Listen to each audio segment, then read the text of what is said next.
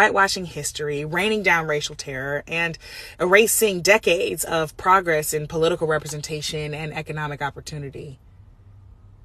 No. I wasn't talking about oh boy. I was talking about Jim Crow, actually. Which, come to think of it, yeah, it's easy to get confused. They're pretty parallel, and most of us don't actually really know the true history of Jim Crow. But it's not your fault. That's on purpose. Because they only try to erase the history that they plan on repeating. Yeah, let's take a walk. Come on this walk with me because it's high time we connect the dots. Texas, DC, the Smithsonian. A copy and paste of Jim Crow 1.0. Now, Jim Crow is the system of laws and practices that, of course, killed Reconstruction in this company very intentionally. Oh, country.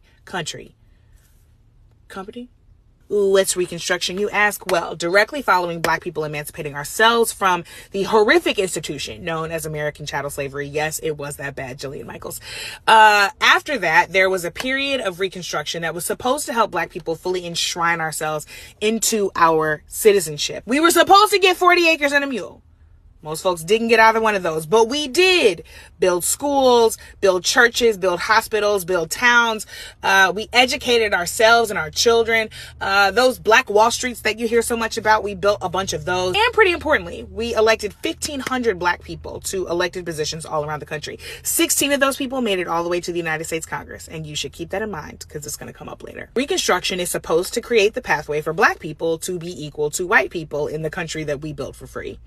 Yeah, white people wasn't feeling that. So a number of historians, journalists, politicians, leaders, they created a pathway for Jim Crow to kick Reconstruction out and start a period of racial terror. How did they do it? Well. First, like I said, they whitewashed the history. Now, if back in the 1800s, white people were talking about American chattel slavery at all, they were most definitely lying about it. A number of white historians in particular pushed this idea of the lost cause, a lie that said that the South was only fighting the Civil War to protect states' rights, conveniently leaving out the part that it was states' rights to enslave people. But if you can convince people that slavery actually wasn't all that bad, then you can convince them that there's no need for Reconstruction.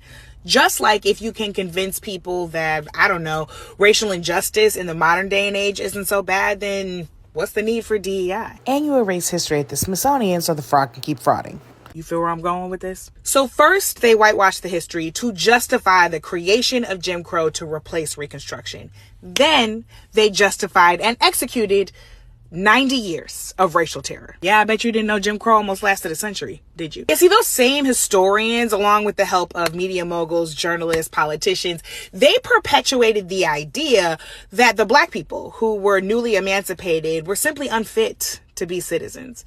Yeah, no, those people are too unkempt, too unclean, too unlearned in the ways of society. They're savages, really.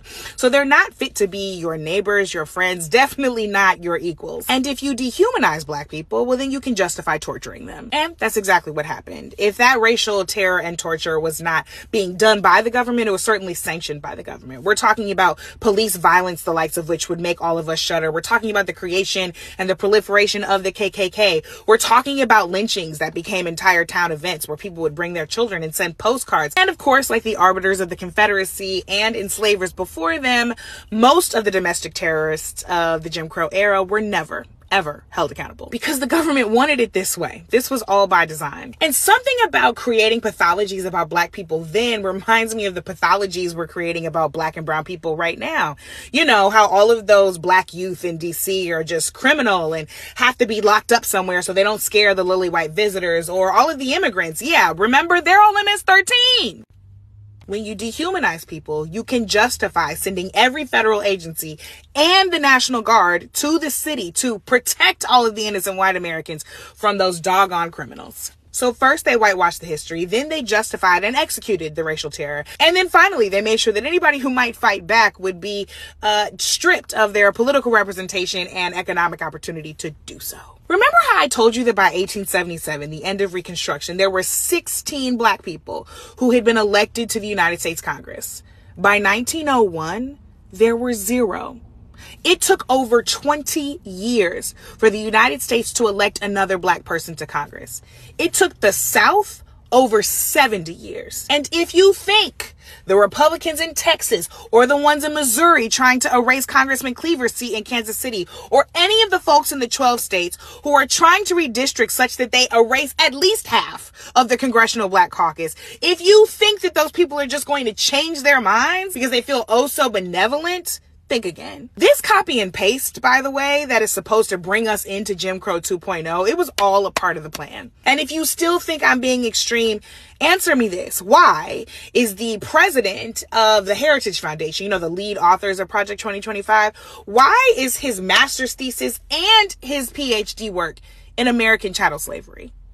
That white man literally studied American chattel slavery and didn't say, wow, let me use this to go make the world a better place. No, he said, let me flip and reverse this knowledge and use it against the very people that have already been tortured by this country. Because he has convinced himself and a whole lot of other people around him that advancement for us means punishment for him. We're only talking about equity, not punishment. If we don't get on the good foot now, we are talking about another almost 100 years of pure torture, erasure, degradation, and subjugation. To be fundamentally clear, Jim Crow is the era that continued to strip us of our humanity, engaged in educational and medical malpractice for generations, stripped us of our cities and our property, completely erased the opportunity for generational wealth due to redlining, got rid of public services for everybody just so black people couldn't use them, burned black Wall Streets to the ground, completely erased political representation, evolved slavery into mass incarceration, and more.